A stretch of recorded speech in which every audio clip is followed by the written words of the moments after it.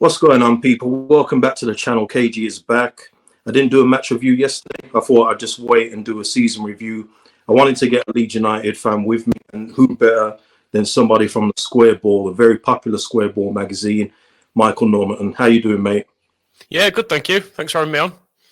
Oh man, I wanted to get somebody on at the end. I'm a very meticulous thinker. I'm always thinking who would be best to come on, and I wanted somebody who was quite hopeful, always looking for the club to do well, and I'm afraid to say how it is sometimes. So that's why I called on you.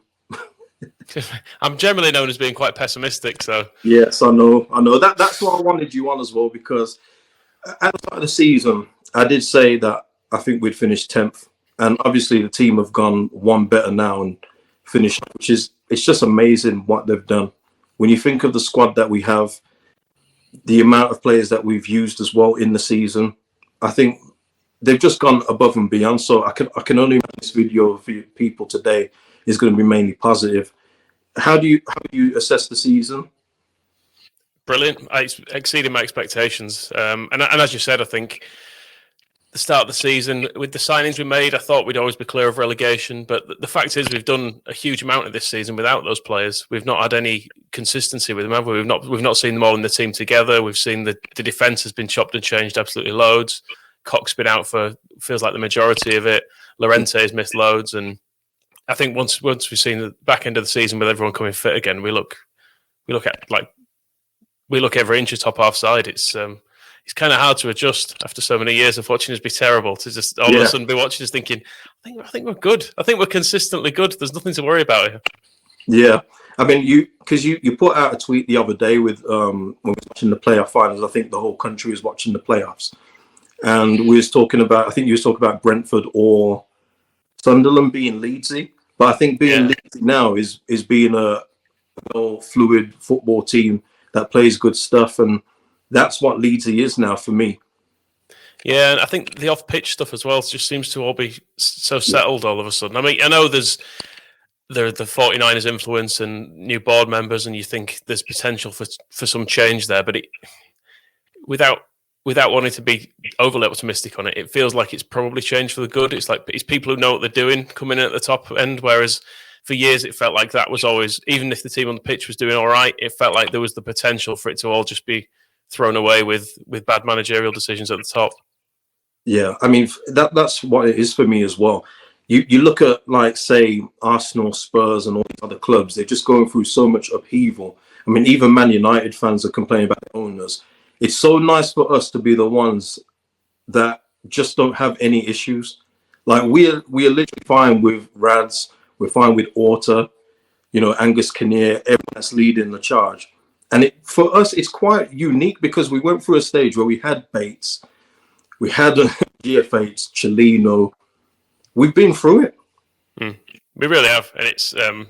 I think Bielsa is key to it all as well, because I think I think the thing that our owners do well is they just let Bielsa do it more or less. I think it's why Bielsa fits so well at Leeds, because I think if he was at Spurs, for example, or Man United, there'd be a lot of interference in his day-to-day activity, and he'd be asked to do things he doesn't want to do, and he'd be having players forced upon him and stuff. Whereas I get the feeling Bielsa, the fact they like make changes to the car park for him and moving sockets around it to that extent, his planning on everything is so meticulous that I think they essentially just let him get on with it. And I'm sure he's pretty hard to keep happy because he's got such demands all the time. But it's working, isn't it? So why would you not let him get on with it? Yeah, I mean, I've always said Bielsa and Leeds United, it just goes together. We're that giant that's been out so long, and everyone's like, what's the big deal about Leeds United?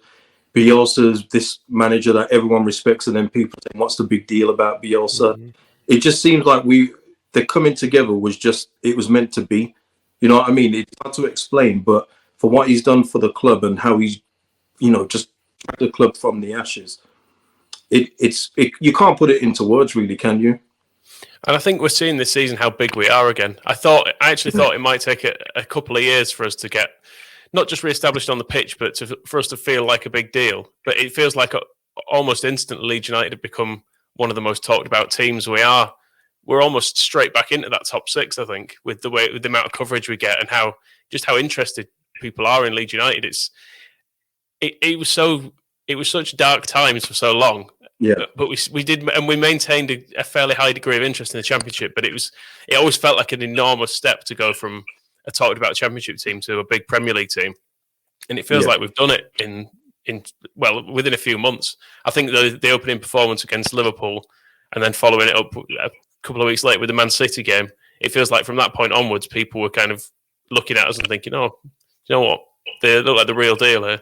Yeah, yeah. I mean, it's one of those things where the recruitment. I think we're ahead in our recruitment. I would have expected like a player like Rafinha to be here next season, Rodrigo to be here next season, and we got them the first year back. And I mean, that's a testament to our club size, and it is, but also the Bielsa. You can see that having a manager like that, it's a big pull to these players because he's respected so highly. Yeah, I think it's massive. Is having Bielsa there. I mean, for all the kind of half rivalry we've got with Aston Villa, there's no way you're telling me that Rafinha looks at Dean Smith and thinks that's someone he wants to work with. Which isn't to say Dean Smith's done a bad job, because I think he's done well. He's obviously got Villa up. He's established them in the Premier League, but it's a completely different thing. And having the pull of Bielsa and I think the history of Leeds, it must help us as well in recruiting players.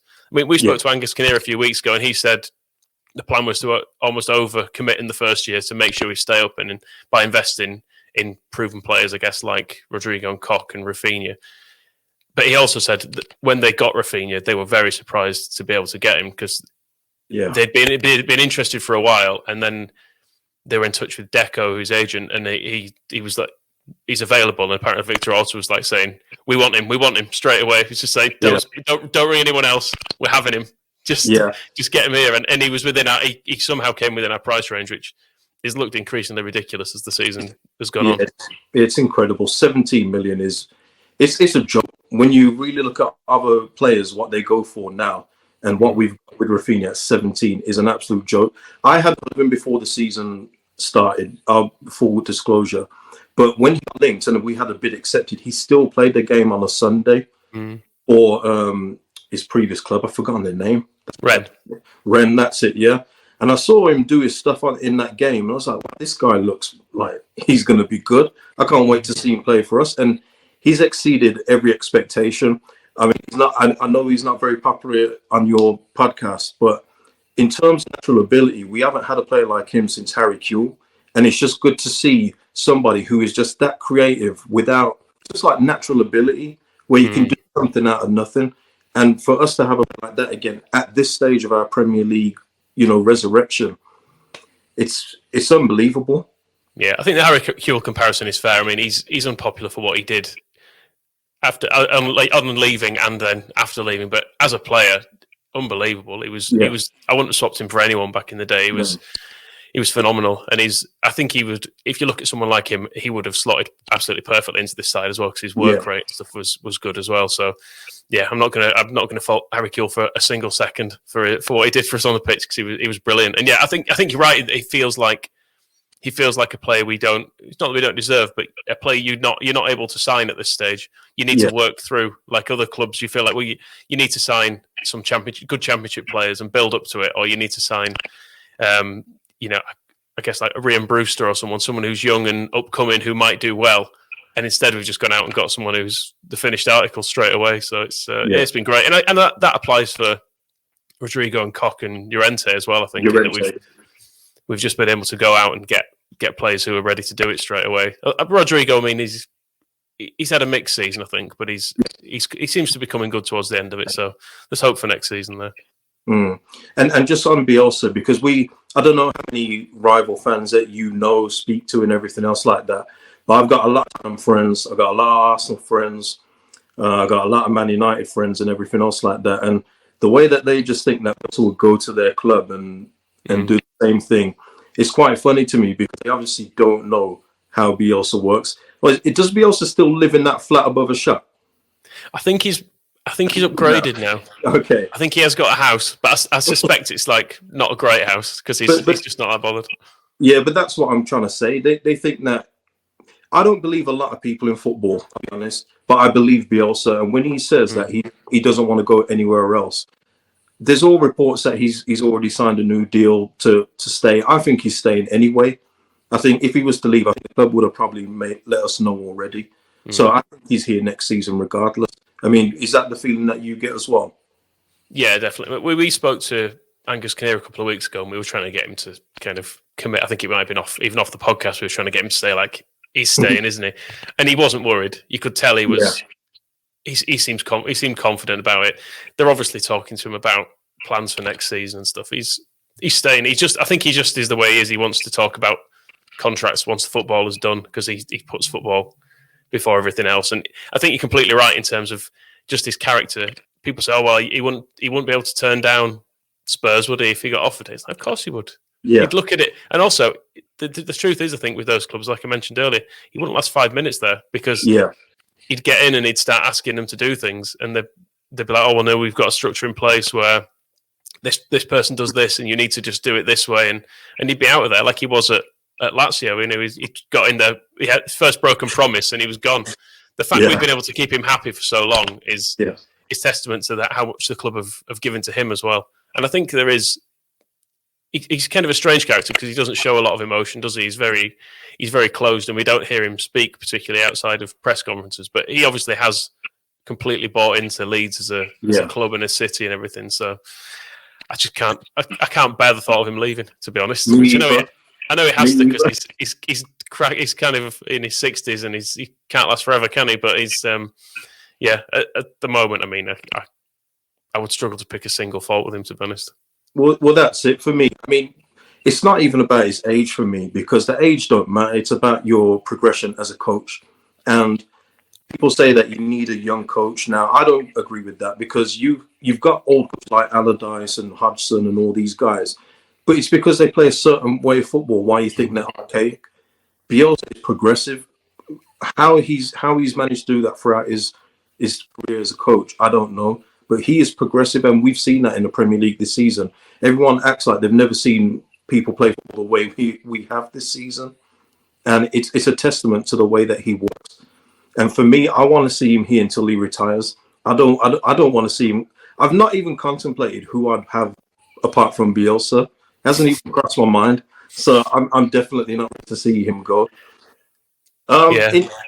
There's not many negative points, but on the end of my last video, I did say, and I hoped that the returning Ellen Road crowd yesterday wouldn't boo the taking.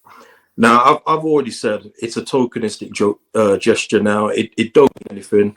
You know, people aren't bothered about it no more. Even black people, myself, and other black people just say, forget all these gestures now. Just do action, and I'm with that. But I was just hoping that just for it's not even 10 seconds that our crowd could just be quiet and let it go without incident. We're not the only ones. Our crowd wasn't the only ones. Of course, we heard the Wolves thing and Rio Ferdinand and everything else. But it does surprise me. Yeah, disappointed, because I just imagine if I was in the crowd, Calvin Phillips is there, Rafinha, what they would think. Because at the same time, the crowd are booing the Black Lives Matter knee. They're then saying that they love Calvin Phillips in the next breath, and it kind of goes with that thing of you love for what we can do for you, but you're not really with us in solidarity. That's the disappointing thing. There's work to be done. I mean, we know there's work to be done across the board, not just in football society. But I just thought I'd get that out of the way because I didn't want to not mention it because I know that people asked me about it yesterday. Yeah, it wasn't loud, was it? And there was obviously a fair bit of applause with it as well. But yeah, it's one of those things. And equally, if tell the truth, if you're stood next to someone, they ain't booing. There's no way they're doing it. They'd look around and see in a safe space, thinking I could probably do it here. Yeah. And that's part of it as well. Is that it's people feel empowered to do it. I think in certain places, and the thing is that annoys me about it with the people who seem annoyed about this is about the whole taking the knee thing, and that are willing to kind of stand up against it. I get the feeling of people who have not spoken out about anything else. So this is like the first thing. This is the first thing they choose to be annoyed about, more or less. And I think what you say is right in that. I think certainly now it's just become a part of the matchday experience almost, hasn't it? It's like when they got the players to shake hands at the start of games when they started doing that, and it was like, we're doing this to make more respect in the game and stuff, and it just becomes the things players just tick off, don't they? They just kind of go down and do it. But I mean, if the Leeds players have come out and said they want it to happen, let it happen. I don't see the issue, and I don't see, even if you disagree with it, I think the message that booing it sends, it doesn't have any nuance in it. You might disagree with it. You might be thinking, well, I don't like this because I don't think it does enough, because it doesn't convey any kind of complex message or explain any of the issues here. But if you're just going to boo it, all it shows to the outside world is being a dick, if you ask me. So and that's it for me. You don't need to boo. I guarantee there's a lot of things that go on before games that black people don't care about. There's certain events that happen that black people just don't care about, but you'll never hear us boo it. We just stand there, be respectful, or just be quiet and let it pass. And that's all we was asking for this kind of thing. But again, that kind of shows the privilege of those people, that they can't just stay quiet for 10 seconds on something that's just asking for equality. But those are the things. But this isn't on the club, because the club, you can see, are making measures to do more in terms of interacting with all kinds of fans. You've seen the Rock Nation deal, shirts being sent out to LL Cool J, Bon Jovi, and you can see the club are trying to get that global message and just show that the club is a global brand now. So all credit to the club in the work that they do. Yeah, I think it's tough. I mean, the thing the club obviously haven't done is we still are lining up with Kiko Casilla in net, which is it does make any anti-racism message a little bit harder to convey, doesn't it? When it's like, who's that guy taking the knee over there? It's it's the bloke who was done for racism and didn't apologise. Well, Michael, I'm going with this, and I said it on my last video. I'm going to say that they're using these two games to put him in the shop window to show that he's not broken, and so hopefully Valladolid or one of these teams in Spain can say, you know what, we'll take him off your hands in the summer. That's how I'm looking at the whole Kiko play in the last two games.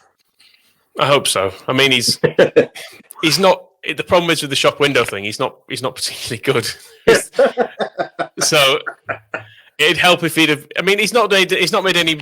I don't think he's made any proper errors, has he, in these games? No, he's not really. He's looked a bit unconvincing on some crosses and the odd thing, but you kind of want him to be better, don't you, to try to get him in the shop window, whereas he's just not that good. But yeah, I mean, I'm sure the club, won't rid of him, because apart from anything else, he was on 35 in the Championship, he'll have had a fairly big uplift for the Premier League. So I won't be surprised if he's on like 50 grand a week now, and spending that on a sub goalkeeper is just, it's not a good use of resources, is it? I mean, he's probably getting paid quite a lot more than Meslier, which is also just for, I don't know, for the feeling that Meslier must have. It must be kind of annoying to be paid a lot less than someone doing no kind of job, essentially. He trains, is what Kiko Casilla does, because until recently he hasn't even played in the under-23s, has he?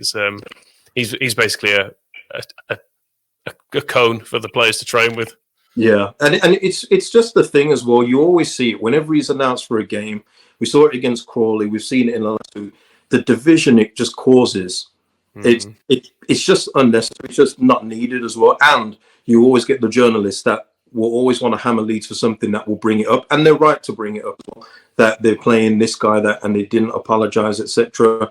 So let's just clean the slate, get him out, and get a new backup for Meslier, because I have no doubts that Meslier is going to be our number one, and he wants to stay for a long time, because you can see he's only getting better. Yeah, he's been ridiculously good this year, I think. I saw him having a bit of criticism earlier in the season when he made a couple of half mistakes, but across the season, I would expect a goalkeeper to make a lot more mistakes than he has. Like, even if you go back to Nigel Martin, he used to make some. Like, he'd come for a cross and drop it, and people would score. It happens when you're a goalkeeper. It's the hardest position on the pitch in terms of, it's not forgiving, is it? Any mistake you make generally is pulled up. It's like Sam Johnson for West Brom's probably been their best player this season, but there is on the weekend letting one Calvin's free kick bounce over him. Like, he should have saved that, and he knows he should. But everyone makes them, don't they? And I think what Meslier has done in terms of some actual saves he's made, but then the way he's commanded his box and just the general, what I like about him is that he's completely unflappable. That when he's made mistakes, and he's like the one against Arsenal where he was spent too long on the ball, got it taken off him, and they scored. It doesn't stop him doing it. He just carry on. Yeah, he trusts in the process, and I guess that's something that comes from everything Bielsa has him doing, is that it's about, this is the best way to do it. Sometimes it'll go wrong, but you don't stop doing it. You trust in it, and you, across the course of a season, it'll work out for the best. One time you'll wait and you'll play the ball out to the fullback, and we'll score a goal from it. So if once a season they score a goal from it, that's fine too. It's and I think that the fact he's able to do that when he's a kid is ridiculous. Yeah, and just to complete the negatives, I think it's not really a negative, but I think any players that you've been disappointed with overall, or thought they were going to do well at this level, but haven't quite done it. Rodrigo would be the main one, I guess, because he was the record signing. He's kind of Spain's number 9. I maybe expected a bit more of him, but equally he's had the difficulty of Bamford starting the season so well, because I kind of, when we were signing him and with the season Bamford's had last year, where he was decent, but he didn't take enough chances, I kind of imagined that those two would swap relatively early in the season. I thought we'll start with Bamford. Rodrigo will get in, score a couple of goals, and then it'll be Bamford on the bench. Bamford had such a good season, he was more or less undroppable, which then meant Rodrigo playing a new position, which he's obviously not played with our team before, and he's not really been playing in Valencia either, not in the way that Bielsa asked him to do it. So yeah, I think that was difficult for him. And then he's had COVID, he's had injuries, and he's just never really got going. But I'm perfectly happy to keep him. Like I saw, admittedly, it was a few weeks ago before he'd scored some goals, people saying like, we should try and get rid of him in summer. But I think Bielsa's players are normally better after another season, aren't they? Once they've got used to it. So I guess he'd be one to an extent. And I wanted to see more of Pablo, I guess, in the Premier League. I wanted a little bit of something just to finish on. But I mean, I can't be disappointed with Pablo overall. Yeah. It was more that I wanted it for him and for the fans to have a moment or two when we could kind of point at something he'd done in the Premier League and enjoy it, which we've not really got, have we? But it was not, all the stuff yesterday was brilliant, and it's I think he's done enough for us, hasn't he, in the last few years? Yeah, I mean, just on disappointment, not really disappointment, but just expecting a bit more. I thought Helder Costa would have been more suited to the Premier League, and it didn't quite happen for him this year. And I kind of see him, I don't know if he's going to the squad next year, I kind of see him moving on loan with a view to a permanent move elsewhere. I think that might happen this summer. Matthias Klick, I think he's just been run into the ground, in all honesty, because he's definitely a Premier League footballer. I just think it's been so much football, and the way he plays, it's unforgiving, isn't it? And I don't think we've seen the best of Matthias Klick. Now, I was thinking maybe he recharges the batteries in the summer, comes back. He's going to bloody Euros anyway. There's no recharging, but that was an issue for us in centre midfield. And Stuart Dallas came in, late in the season to, put in the performances he did, and we'll talk about Dallas later. So I think those, especially Matthias Klick, I expected maybe 7-8 goals from Matthias Klick this season at least. And I think the way he started the season, it looked like he was just going to continue, didn't it? And then I think Bielsa actually said some comments in a press conference about saying he could play for anyone in the world, and pretty much from that point on, he took a bit of a nosedive.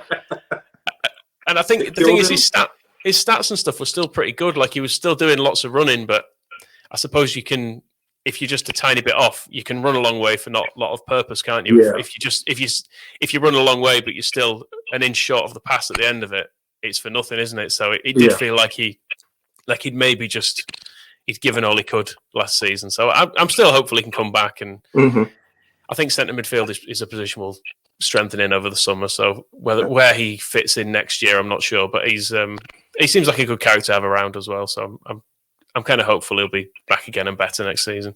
Yeah, I would not sell this Klick. You don't sell players like him. I would say give him another shot, see how he does next season for sure. We talk about signings for next season. One area that I think that we are completely covered is centre back. Now, early on in the season, I had my doubts about Liam Cooper, I'll be honest, but I kind of appreciate what he's given to the team. And when you think about the four that we've got in Llorente, Kirkwood, and Cooper, I don't think that there's any issues for us at centre back. No, it's done. We went for a couple of years of having it felt like we had one centre back almost, because we had Ben White obviously on loan, but we basically had one centre back on the books for a while with Cooper, and the year before we had Janssen, who was injured quite a bit, and Berardi filling in, and we've gone from that to having, I'd be happy with any of those playing, and Luke Ayling, who can drop in and do a job, and Calvin Phillips I think would be absolutely fine there as well if he was called upon. So yeah, it's weird how it's probably been our weakest area in recent years, and now we've almost got too many players. Like I kind of want to see all of them playing is the weird thing now. And I think Strike as well, I think he is a centre back from him playing the Calvin Phillips role. He does all right there, but he's a centre back, he looks completely at home. So for me, Strike, that partnership of Strike and Llorente has been, it's one of those where if they were at another club doing what they were doing, like, oh God, I wish we had Strike and Llorente. They've been so good together, and it's only gotten better as the season went on. Obviously, Cooper came back in for the last couple of games, but that partnership, when you look at that long term, that's a good partnership to build at. And you're not even talking about Robin Koch there, and Robin Koch is a really good ball playing centre back. The options that we've got, it's actually quite fun, especially again compared to some of those other clubs. They're struggling for centre backs, and we're just calm. The other thing with Liam Cooper, I just wish I remember, it's the Premier League sometimes. Like, you can't be hitting people in the face because it will get seen. Yeah, I must admit that I did think as he just had a meltdown because there's a crowd backing. Can he just not do it in front of a crowd? Yeah, I mean, it wasn't a yellow was fair for it, wasn't it? But I must admit, when I saw him go down in the first minute, oh God, here we go again. He's not had a. I mean, I know he's had the red against Man City, but I felt. I can see why it was a red, but I did feel he was a bit unlucky with it. It wasn't completely reckless, I don't think. I think he was a bit unfortunate just with where it was Jesus, wasn't it, where his leg ended up. Yeah.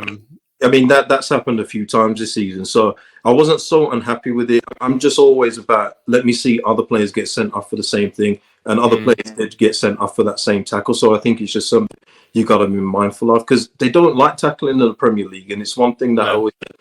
If Liam Cooper's coming up, you can't give those busting challenges anymore. You can sometimes, but you've got to make sure you get the ball only, and it's tough, as you saw against Man City. But I think he's been all right.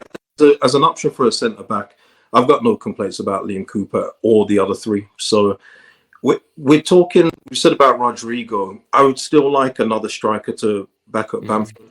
And it's only fair we talk about Bamford and 17 league goals. We always backed him, didn't we? We always backed him. Yeah, man. But you know what? It's so good. When you get proven wrong in that way, it's only a good thing. Yeah. And what we saw, in my opinion anyway, you tell me how you see it. The Championship, he missed loads of chances, and no one should forget that. It would be so frustrating. But I think the Premier League, the way that we play in the Premier League, and the space and the time that you're given, and the fact that you can't really touch an opponent in the Premier League, it suits his game a lot better. Plus the fact that he's got full belief from Bielsa. I think that goes a long way. He's been passed around so many managers where they just didn't like him. He's got someone that fully believes in him, and I think he just wants to repay that. But hopefully it's not a one-season thing. But I still think we need another forward. I mean, what's been your thoughts on Bamford this season?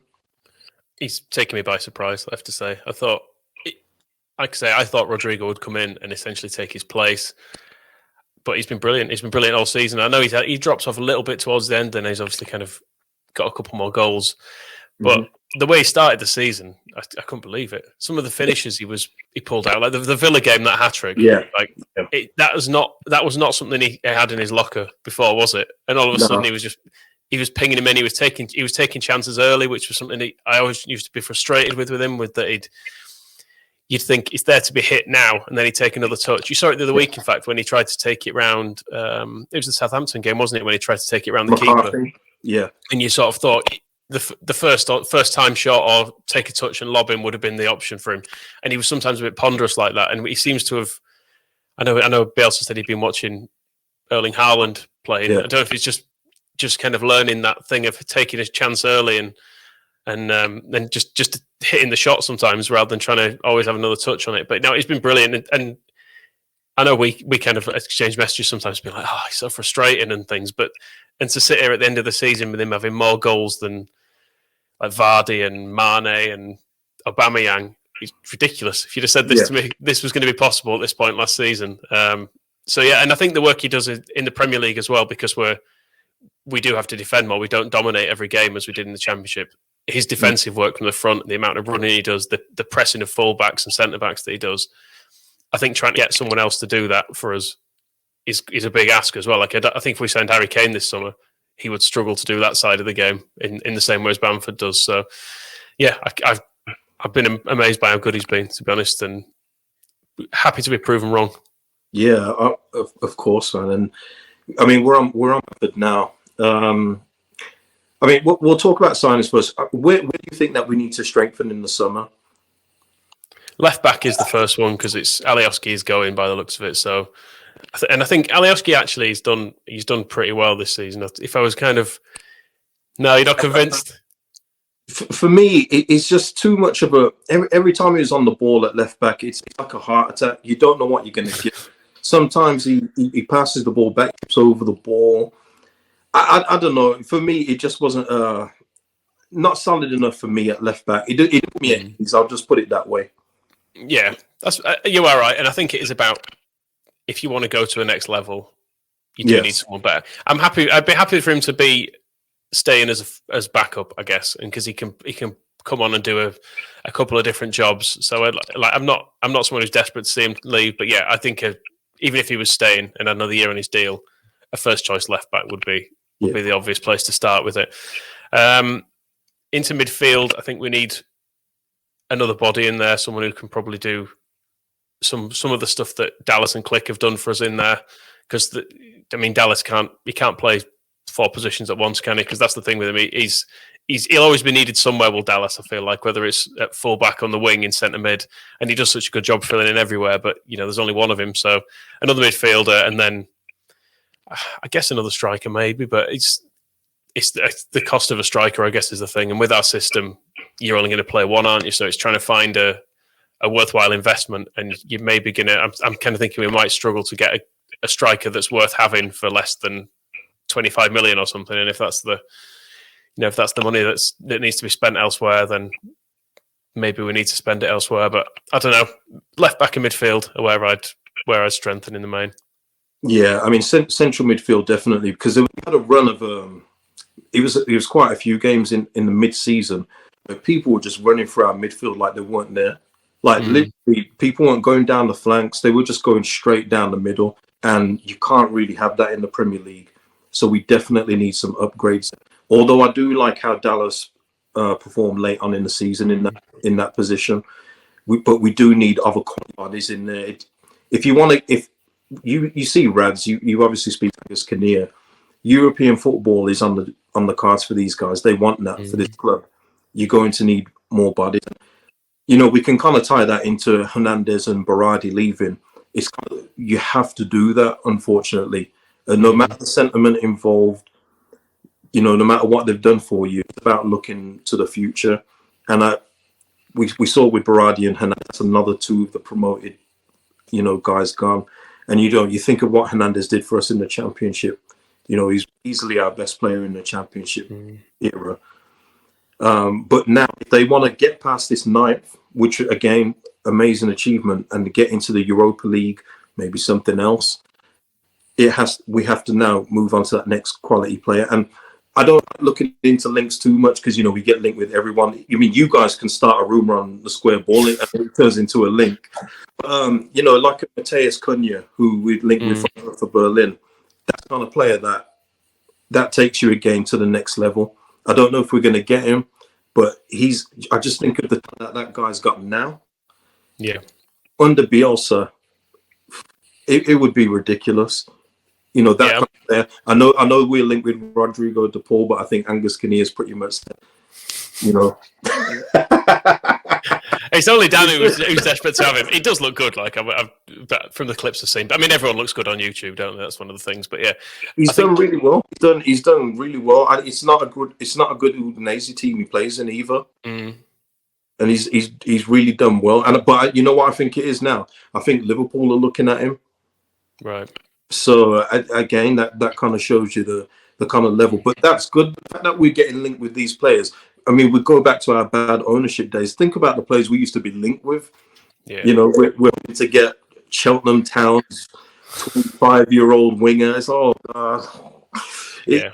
you know, it's really refreshing, isn't it, to be linked with the players that we are now? Yeah, and to finally have the money to do it as well, because there was always an element in the Championship. You've got to take slight gambles on people. People like Click and Alioski, who you can get for not that much money, and particularly trying to do it without parachute payments. You always kind of relied on being able to get enough of those players and for it to click just well enough that you could push on with it. But yeah, signing proven players out of Germany and Spain and Italy it's a dream, really, isn't it? The opportunity to do it, just not having that gamble, and people like Koch, who are not necessarily starting games for Germany all the time, but just around that picture is such an enormous step up for us. So, yeah, I mean, Cunha looks, from the clips I've seen of him, he looks absolutely amazing. The idea of him and Rafinha in the same team, and I think that someone like him arriving would definitely spell the end for Helder Costa. You'd have to think, because he's.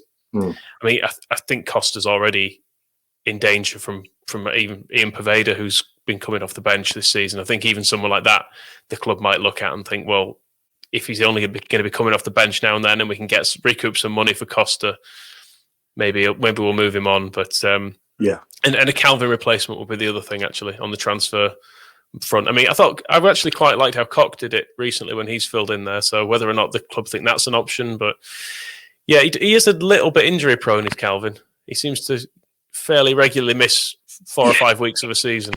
Yeah, I think it's his style of play. I mean, it was so needless, wasn't it, in the grand scheme of things?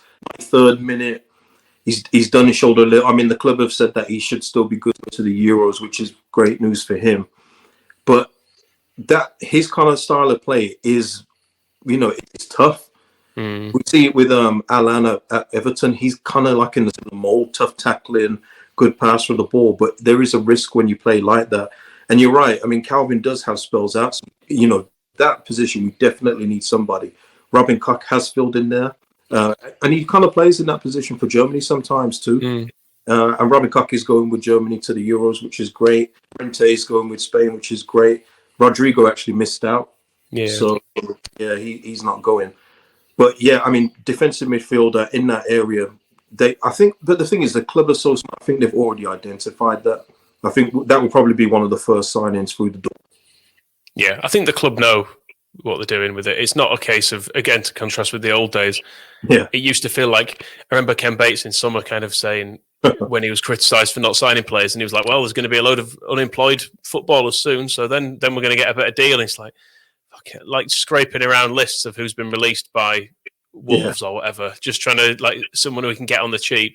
Just being able to actually identify a player based upon his characteristics and what he can bring to the team and how the manager's going to use him, as opposed to who can we get who's free, which was like the qualification for a long time. So, yeah, I'm sure we're speaking to Victor Orta this week, actually, on the Phil Hayes show, so we'll try and get some information about him. But to go back to someone like Robin Koch, he was someone who was rumoured for months, wasn't he? Like, I think Ben White was the first choice, and then Robin Koch was always going on in the background as that. And I think he said since that the club had come to him and shown him videos and stuff of saying, this is how we think we could use you. And that, I really like that approach to signing players, that it's been thought through and it's not just a case of, you know, who's available. Let's just, and that's different. That's the difference in, I think, as well as how we've approached this first season in the Premier League, is that we've done it that way. We've not just gone, we're in the Premier League, let's get Gary Cahill or someone, you know, like get a solid, someone who knows the league and all that sort of stuff. We've just not done that. We've just gone, let's just get some people who are good instead and let Bielsa sort it out, which I think is, and it means that coming into the next season, we don't need to start ripping it up and going, okay, we signed that player to keep us up, but he's 34, we need to move him on. Why don't we sign another 34-year-old to keep us up next season? It feels like we've completely done away with that model of it, and it's just been a case of building things properly and signing players who can be here for 4 or 5 years. And we had that though before, didn't we? We are, as you say now, we're signing positional need. We did have a scattergun approach before, because remember there was a period, and believe me, I black these days out so well that I barely remember them, but where we would need a winger. Remember that time where we needed a winger, and we get like a Jimmy Kebe and a Cameron Stewart and all these guys, and And then we didn't need a winger. We had a dearth of central midfielders. Like we had about 9 central midfielders at one point. Do you know that era? And none of them could run. And none of them were good. Yeah, we had Luke Murphy that moved from the centre circle. It was so bad. I mean, I'm so glad those days were in the past. But you know what? You have to, as much as I black them out, you have to just remember them and just go, you know what? Thank God we aren't anymore. You know what I mean? It's just so good to be here. And like, I think that you mentioned about Leicester's model. It's a great model to go by, because for years I've been saying about Leicester's recruitment, where they sign positionally and they sign players that maybe aren't big names, but they turn them into big names. And you need so many. The problem with so many people when it comes to recruitment, they think you've got to go and get that name and that will, or sign someone for 50, 60 million. That doesn't always solve the problem. It's about getting your recruitment right, which is what Leicester have done. And in fair play to Victoria, what we've done this season. Yeah, and I think that what you can see at Leicester as well is that they can almost see who's the next one to go, and they're getting their replacements in before they leave, aren't they? So they've got like Soyuncu coming in because they know they're going to get an offer for Maguire, and they know Chilwell's on his way. So they just need that progression, don't you? So you've got someone else to step in. You don't necessarily then have to go into a market in a panic with every club knowing you've got £80 million in your pocket. So they're not instantly can instantly sting you for, double the money that you would have ordinarily paid for someone. So yeah, I think you mentioned about the Jimmy Kebe days. Like to give an indication of the way club was doing recruitment then, Salim Patel, who was on the board at that point, sent a DM to the Square Ball saying, "Shall we sign? Which of these wingers shall we sign?" And there was like 3 people on the list. I can't remember who they were, but we were like, "We don't fucking know. It's not really our job, mate." It's like, surely there's a department that should be doing this. And it was under GFH as well, where they didn't want to sign Ashley Barnes because Luke Varney had better stats than him on Football Manager, and we already had Luke Varney. And to have gone from that level to where we're at now is something else, isn't it? It's a wonder. It's amazing we stayed in the Championship as long as we did, to be honest. Like in terms of not getting relegated, because we were being run in such an amateurish way for so long. We were bad. We were actually a really bad team. When you remember a large portion of that team, it was terrible. Like, it's a wonder how we kept finishing 15th. But that was the problem with us in that era. Our season would be over by Christmas. We're literally playing nothing football for 3 months. And that's just so depressing. And that's kind of the progression of the Premier League. It was nicely moving on. You don't want to become like a Palace, like a Burnley, the current Newcastle. You don't want to become a team that is just happy to be here. And thankfully, with our owners and just our club in general, I don't think that we'd allow that to happen. We're looking back to the days where we used to finish 5th and flirting with Champions League and everything else like that, and saying we want to get back to these days eventually. Yeah, I think that's the thing. This year, 9th is great. 9th next year, people won't be that impressed. They'll be like, well, maybe we need a change. Maybe we need new owners. Get the billionaires in, more billionaires, bigger billionaires. So yeah, it is a club that it's weird because we stood still for so long. Yeah, but it feels like there's the momentum there now, and I think we've seen how close we actually are to being in the top 5 and 6 again. I mean, we're only a few wins off a Champions League place this year, aren't we? Essentially, yeah. And when you think back to the points we've thrown away against like Wolves and Brighton, Arsenal, not particularly great teams that we could have beaten, it does just show there's just that little distance away, and it won't be there again. Yeah, so, and that's it as well, because in order to keep the guy that's in the background, Rafinha, there, we have to get European football. Because I get so many Liverpool fans just thinking they're going to offer us 20 million and Divock Origi, and we're going to say yes. I don't think Rafinha signed on the basis that he thought we were going to get European football this season. I just don't see that happening. But I would have thought that he signed, see what we're going to do in the summer in order to keep the club moving on and going forward. And then maybe after the second season, we don't get any European football. Maybe he says, you know what, I want to go and play for a European team and, European football. I wouldn't have any problem with that. I'm all for players that if they're good as he is, moving on to a Champions League club. I mean, it would hurt. I don't want to see this. I've been very detached from players. Like, they can come and go.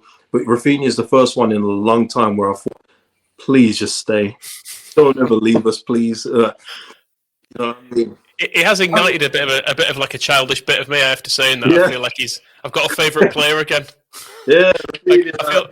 Oh, you have to even see on the shirt. Yeah, like I feel compelled to get his name on me, and it's. I've got it. I've got it. Yeah, First time in ages. First time in ages as well. He's a superstar, isn't he? That's the thing. Yeah. It's like Pablo was great for us, but it was the championship. Yeah. And what he did for us in that, I'm not underestimating it for a second. What he did for us there, it was unbelievable. But someone like Rafinha, you can imagine him. If in the summer he went to Real Madrid, it wouldn't be a surprise, would it? And he wouldn't look out of place there. He's that level of player, I think. So yes, it's great to have people like that playing for us. Just in the same way as we used to worry about Harry Kewell and Mark Viduka being poached by those teams. Because they were that good. It's nice to have players that other people would want, as opposed to struggling to be able to offload Steve Morrison for like 4 years because no one will touch him. Yeah, I mean, you mentioned like Harry Kewell. I mean, that was the problem, wasn't it, at that time? Because I know a lot of people forget how good he is, and maybe they've chosen to forgotten. But this guy was being courted by Inter Milan, Real Madrid, Barca, all these teams all the time.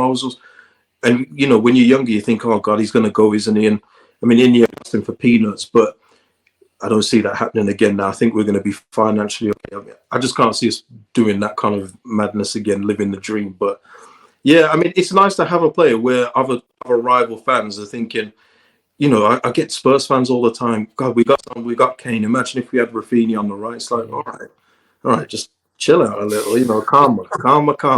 It's happening, and you know, they need to worry about keeping Harry Kane anyway. But yeah, that's what I mean. How do you guys see it? I mean, you yourself, I should say. Do you think he's going to be here next season? I think so. Yeah, I'm not particularly worried about him leaving, and he's obviously just signed, so he's on a big contract. So if someone does come in, we can insist for on 100 million for him, can't we? As a starting point, just chuck a daft price on him, and you never know the way football is. Someone might pay it, and if they do pay it, then and he wants to go, then I guess you accept it and you have to move on, don't you? But you make sure you get enough. You make sure you get enough money so you can replace him plus one or two others, and that's when we're onto the Leicester model, isn't it? Of just trying to build a depth of squad, and you lose maybe a key player, but overall you manage to come out the other side of it a better team. So, but I don't think he'll go this summer. Yeah. Have you got any games that have stood out for you this year that you've been your favourites? I think Villa early in the season was one of them, because they'd been on a really good run. They might have even been unbeaten when we played them. I can't remember, but they'd already put 7 past Liverpool, and it felt like it was going to be a big test going into that game. Yeah. And the second half in particular, we just absolutely blew them away, and that felt like we'd properly arrived then, because we'd played really well against Liverpool, could have got a draw or a win in that one. Played really good against Man City, but only got a point. And it felt like there was a bit of concern at that stage, like maybe it's not going to translate into enough wins here, and we're going to be that team that plays really well, but ultimately just draws and loses games. And then to go to Villa and just completely blow them away, I thought was that one was really good. Everton away, likewise, I thought, because they were higher in the league at that point. Yeah. That felt like a really big win. And then just into the back end of the season, beating Man City, Tottenham, and just, I guess, getting some of the more run-of-the-mill wins out of the way as well, like going to Burnley and just completely turning them over. Southampton, even with a bit of a patched-together side and a kind of an end-of-season vibe to it, just having enough to get past these teams has felt, in a way, it's felt, boring's the wrong word, because we're never boring, but it's been kind of drama-free, hasn't it? It's just been turning up, and it's not been end-to-end. It's been fairly well contained, and we've been the better side overall, and we've won the game. And it's, I think, compared to the early part of the season where it felt like there was a lot more madness, like the Liverpool game, like the Man United game where we got hammered. It felt like there was anything could happen in those games. It feels like the last few months has just been really, really steady. And with Llorente in defence, we've just been a lot more stable overall. Yeah, and that I mean, that's a good segue, because I don't listen to a lot of the pundits anymore. I kind of switched from the early couple months of the season. You know, you just find that they just go wherever the wind blows. If we win week, we're the greatest team ever. If we lose, we're naive and all that stuff. Obviously, if anyone wants to go and check out any bad takes, Michael Normanton will retweet them from past account. He is putting everyone. No one is safe. No one is safe. But it's that kind of thing, though, isn't it? Bad takes and pundits. It's been all season long. Even commentary, sometimes they have no idea what they're talking about. And we've adapted over the season. I think it's been pretty clear as well. Our game management's been better. You know, we're starting not to just keep on throwing the ball straight away when we're in the lead. You see Ailing, you see all the guys just like slowing down a little. You know, we're not an open team as everyone keeps saying. I mean, our defensive record proves that. We finished the season with +8. You know, you can't be that bad overall but finish +8, but then say that a defensive team like Palace have done well and they're in the minus. You know, what have you got from pundits this year? Karen Carney and all that aside, I'm just talking about in general. What do you make of it? Because obviously it's a different kettle of fish from when we're in the Championship. Yeah, the sheer volume of stuff being said about Leeds is ridiculous now, isn't it? I guess because every single game is a televised event. We're kind of used to the iFollow stuff in the Championship, weren't we? Where you'd get a pretty stripped back production of it, whereas now you get like at least half an hour before and after of people talking about it. But it has been interesting to see how a lot of pundits have had to change over the course of the season. It was, you know, Leeds are naive. They'll do well to stay up. They need to change the style, and we've not necessarily transformed our style. We've just got better at doing it, I think. Yeah. And players have learnt to be better essentially through the season, I think. And that's something that wasn't. I don't think that was really taken account of. It was just a case of, well, this is just Leeds. This is the way they are. They can't improve. They need to change. But we've instead tweaked it a bit, and over the course of the season now it has to change from, well, at the more desperate end of it, it's got to, the second season will be harder than this. Even though those same people were saying we'll go down this year, it's like, second season's the tough one. That's the one you're not going to get through. And then at the other end of it, people kind of having to readjust and talk themselves into the fact that, well, this is where Leeds should be because they've got all these good players and they've got a good manager, which is true. But it's like that. It feels like that wasn't something people were saying at the start of the season. It was the case then was, Leeds will do well to stay up mid-table. That'd be great for them. And it's all had to kind of twist around. So people just need to accept the wrong sometimes. That's the thing. Yeah. I fully admit I didn't think Patrick Bamford was going to be a good Premier League striker. He's been great. So just say it. It's fine. And I think I get frustrated as well seeing the way that people like Allardyce seem just to be free of criticism. No one ever says his team's naive, do they? They say, he needed more time. If he'd have had more time, if he had more to work with in the transfer market, he could have done this and that. But his team can concede goals every single week, and it's never naivety with that because it's Big Sam and he knows what he's doing and he knows the league. Yeah. So I think I get frustrated with that. Yeah, I mean that's the other thing as well. It's just the hypocrisy with they talk about Graham Potter at Brighton like he's the next big thing, and look at Brighton's record. It's the same as last season. They've won, I think, the same amount of games as last year. They do everything right. They do play some good stuff, but they don't have a striker, and he didn't address that. He stuck with play. You talk about. I mean, Scott Parker is a really good one to talk. They talk about Scott Parker for the Tottenham job, and look what he's done at Fulham again.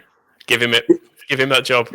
But that's what we're talking about, isn't it? That Bielsa gets all the criticism for this and that, but then they'll say Scott Parker's done an excellent job, and then you hear Fulham have scored how many goals at home this season? Was it 10? Yeah, Scott Parker. He got a free ride in the Championship as well because with the squad they had a much better squad than West Brom and Brentford last year. Like much better. They should have been, along with us.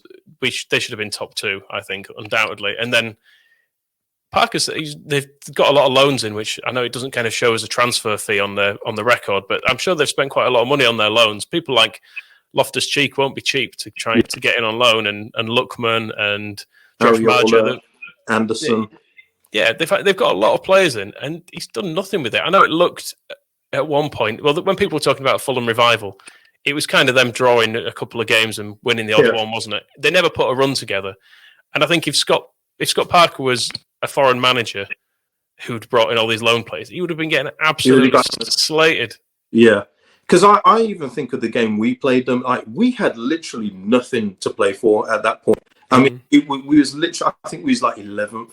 And just kind of going about our business. While Fulham had, if they won that game, they would have dragged Newcastle into the bottom three. They had all the motivation for that game, and we just went there and did our thing against them.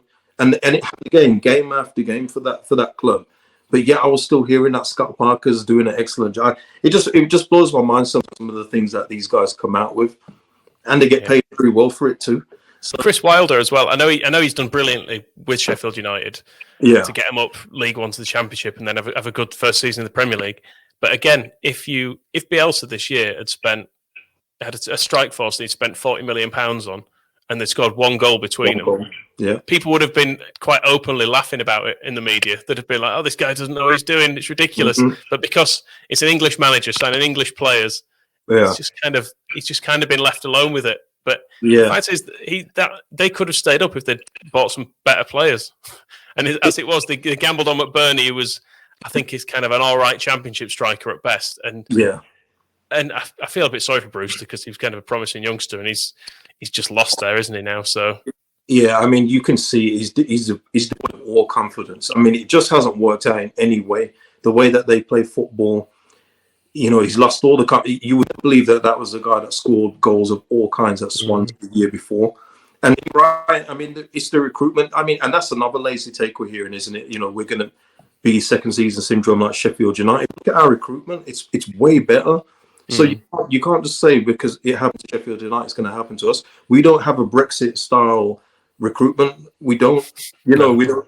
They don't have to be rough and tough, eat nails and everything else like that. We actually have players that are of good quality, whereas Sheffield United just didn't. They recruited Championship players, so we're not in that boat at all. And the thing is, Sheffield United came up and they were still kind of reliant on a lot of the people like Billy Sharp got scored them quite a lot of goals in that first season, won them quite a lot of points. Whereas we came up and with Dallas and Ayling and that kind of core of it has been good, but the creative side of it, which is the harder bit of it, to tell the truth, is the actual scoring of goals. That bit, Pablo Hernandez was taken out of it completely. So we don't have to address that in a second season, because that'd be the thing now. As much as I was saying I'd like Pablo to have done more this year, if he'd have had a season like last year where he'd been kind of key to everything we did and he was now 35, 36, that becomes a thing you need to address because he can't do it forever. Whereas as it is, we've just taken that out of the equation this season because he's not played and we've been really good and we look like we're always going to score goals. So I don't see, as pessimistic as I can be, I don't see the second season being an issue. I think if we have a bad season next year, we'll finish like 14th. I don't think we'll ever be right down the bottom, this is when you'll get someone retweeting a clip of me saying this on here. But and if I'm wrong, I'm wrong. It's fine. Yeah, I mean, and I wanted to touch on this with you as well because, like I say, if you ever want to see any bad takes from rival fans, Villa, Derby, whoever, Michael Normanton's your guy. He's got them all bookmarked. But it's just funny, isn't it, when we look at the Championship, how that ended, the playoffs, just being glad you're not in it anymore.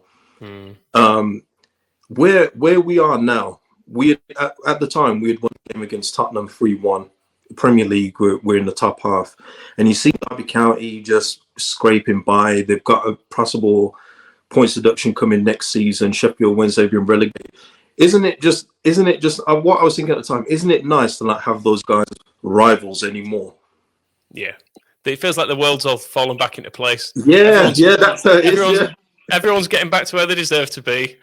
Yeah, I mean, and as well, to go back to bad owners as well. Like at the time, we were beating Spurs. The same morning of that, I noticed Derby fans had spotted that the guy who was buying them was pretending to be in a house that wasn't his. Like he was retweeting like he was saying like breakfast time or something. It was like a panning shot of some sort of mansion. Yeah. And then someone noticed this was a video that he'd recycled from someone else's TikTok, and he's just like, Jesus, the ridiculous levels of crap owners you'll go through, and they will go through it now. Like them at Sheffield Wednesday, they're not going to have a good owner for years probably because when you get bad ownership, it just sticks, and you sell to other people who are bad owners, and eventually your carcass just gets more and more stripped till there's absolutely nothing left, and you've just got to hope at some point someone half decent comes in. But I mean, as far as Derby, I think they deserve it. They got away with it for years. They cheated the system. Years. I mean, just going back, I mean, we always used to say, oh, wow, I wish we could sign that player. It all catches up with you if you don't go up. And that is what happened with both Sheffield Wednesday and Derby. Derby was signed like Bradley Johnson for 6 mil. Other players, Chris Martin, for a lot of money. They weren't on cheap contracts either. Sheffield Wednesday then had that phase when they signed Jordan Rhodes and all these guys and did not go up. And you're just thinking that those outgoings are definitely not, the incomings are not adding up to the outgoings going now. You guys don't have that kind of fan base where you can reap that money. No way. And, you know, fair dues to the Middlesbrough chairman. Said, you know what, this is enough. I want to see these books. And that's where it all came from, isn't it? Like, how are these selling back their stadium for so much? And then they muddled the books for so long, and it's caught up with them. It's karma, isn't it? Yeah, I think that's the thing. For all the grief we got about, you know, cheating with the Spygate thing, compare that to the advantage you get from spending way more than you actually can afford for season on season. Like that's cheating. That's an actual advantage to be gained from it. And I think when you look at the season Derby beat us and didn't go up, the talent they actually had in that team was ridiculous. To have a team, knowing what we know now about Mason Mount and Tamori, the players they had in that team, like it was a good side they had. I know they were the best players in it, but that was the season they should have gone up, really, given the talent they had at their disposal. So, but it's all gone from now. So, I mean, even Richard Keogh's come back and said, "I'll take that 3 million from you." So it just goes. I mean, we were that club, though. I mean, we were that club where everything off the field was just headlines, and it was just ugly. You know, everything we was doing was terrible. We'd had that fiasco on Sky Sports where we sacked McDermott, brought him back. We've had those days. And you're right. I've said that as well, what you said. It seems like everything is back in order. We're the best club in Europe now. We're back where we belong. You know, Sheffield's are just going that way. And it's good. It's good. It's good. It's good. I mean, it's unbelievably good, actually, compared to... When you think back, it's really not that long since Paul Heckingbottom was in charge. I know. It's madness. And it's not that long since we thought Stuart Dallas was not all that, and Liam Cooper was probably going to, like, League One Liam and all that kind of stuff, and here we are now. So it's a good time. I sometimes have to try and remind myself to just enjoy it as well. Because of how far we've come, it feels like there's more. I think it feels like there's more in Leeds United, and there's potential there for us to get better. But just trying to remember sometimes, like, look at what we've actually done in the last few years. Enjoy it now. And I just we touch on Stuart Dallas. He cleaned up at our team award yesterday. Goal of the season, player of the season, player of the season. And it's tough for me sometimes when I talk about like the 99-2000 team and that around that era to ever move anybody out of that team and think I wouldn't have them. But I gotta say, Stuart Dallas, I just like everything about him. And it's not just one particular thing. Like, I would have said Rafinha's player of the season, but I'm with Dallas winning it because it isn't just hard work. It isn't just the versatility. It's the fact that he's given us at least a 7-8 every single week. Yeah. And he's got the goals, he's got the passing, he's got the assists, he's got the chances created to back it all up. So it was a well-deserved win for me. And I would easily have him. I mean, for my personal Leeds United 11, I would have Stuart Dallas in there. Yeah, it's hard to know where he goes, really, because he doesn't have a position as such, does he? He's one of those people you just have... He's wherever there's a space, isn't he, Stuart Dallas? But I think... I wrote a while ago, actually, in the Square Ball, saying that I think Stuart Dallas is pretty much the story of Bielsa's Leeds insofar as just the performances we've managed to get out of him, the style of plays. He's changed as Stuart Dallas, weirdly. He's gone from being... He looked like a kind of an all-right winger, but not particularly fast, not particularly... Like, he didn't have any of Rafinha's tricks. He'd occasionally just knock a ball past the fullback and put a cross in. Yeah. And I think the style of play we've managed to get just takes the most out of him because he's got a decent first touch and he can play 1-2s really well. Yes. And that seems to be where all of his good work comes from. And it's, in a way, it's quite a basic game that he plays in terms of the actual touches he takes. He doesn't do generally like a lot of fancy turns. He doesn't play expansive like Calvin Phillips diagonal balls or anything. But everything he does is just so it's just so well executed, and Yeah. it fits perfectly within the style we play. So I'm amazed by Stuart Dallas every single week. I just think he's one of those that you kind of imagine will drop off at some point. And again, a way I guess we like Click did, because you think how can he keep doing this and doing all the running and giving so much? But he's been amazing this season. Yeah. I think he's almost, in a way, he's kind of, while he plays a different position, he's almost become Pablo for us this year, in that he's the guy that's produced big moments like the winner at Man City, and he's the one who's done that for us. So yeah, I think he did. I voted for him for Player of the Year. So, and I think he got 77% of the votes or something, didn't he? Yeah, so it wasn't close. Yeah. I think you go with Rafinha. Every time I try not to vote for the guy, it doesn't work. But that's not an indictment against Stuart Dallas. I love Dallas, but I just love Rafinha. And it says a lot that in a season when so many players could have won it, he won it by such a margin. Because there were seasons like where Ross McCormack was such an obvious choice. He's like literally the only player who'd done anything for a whole season. So it's like, well, you just give it to him because who else are you going to vote for? But this season, the performances of 7 or 8 players would have been worthy of it. But yeah, Stuart Dallas is a worthy recipient. Yeah, and just on, we haven't had the England squad announcement yet. There's been calls for Jack Harrison again, another one I hope we sign in the summer. He's still unbelievable. He's not actually our player. He's been here so it's really weird to know that to think the guy's still on loan and he's made over 100 appearances for us. There is outside talk of Harrison. Obviously, Bamford is there, but do you, as like I say, at this time we're recording, we haven't had the England squad announcement. Do you think Bamford gets a call? I think Bamford and Harrison probably miss out just about, which is unfortunate. And I think Jack Harrison is probably particularly unfortunate because he's in different eras. I think he would have definitely been in the squad, but we've just got a lot of good players out wide, haven't we, at the moment? And yeah, I mean, Michael, just before you move off that, I'm thinking of the Stuart Downing era.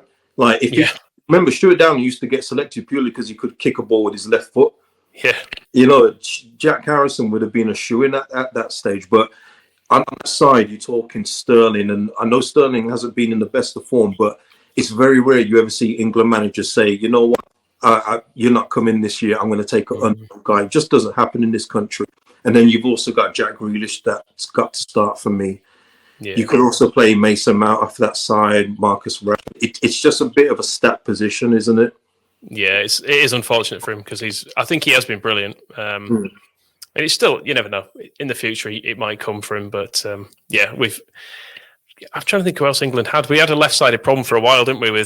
It was Downing, and then at the left back they tried all sorts. Like Chris Powell got a few games at one point, didn't he? And stuff like it was quite weak on that side for a while. But Paul Konchesky got games there. Yeah, of course. Yeah, Ashley Cole kind of fixed the left back for a while, didn't he? But yeah, and Bamford, I just think he'll take Watkins just because he's seen him once and he scored, albeit against San Marino, which doesn't really count for anything, does it? Scoring against them, I don't think. But Michael, when he scored against San Marino, I was picturing Patrick Bamford back at his house, thinking that should be me. I could have done that.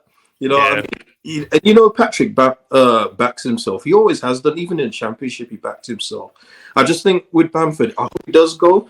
And if he is gone, congratulations, Patrick. But I think if there was going to be a time, it would have been in that San Marino thing when England had a number of injuries. And Watkins, but I can see why Gareth Southgate says what he says, because they are, when you look at them, they're very similar in terms of their output and the way that they play, kind of chances they miss, the work rate they do up front. They are very, very similar. It is a coin flip, but you would think on the basis of the season that Patrick's had that he would go. And it's crazy that I'm even saying this. Talking to me a year ago, talk about Bamford for England, but you would have hoped that, especially with the 3 positions, that he could get a spot. Yeah, I would have him in personally, but I'm also aware that I've got quite a bias towards Leeds players on it. So I'd have Luke Ayling in as well, to be honest. But we do have like a dozen right backs. So it's, Reece James, Trent. I don't know how Luke gets in there. I don't either really. He gets it purely on sentiment. I think he'd enjoy it.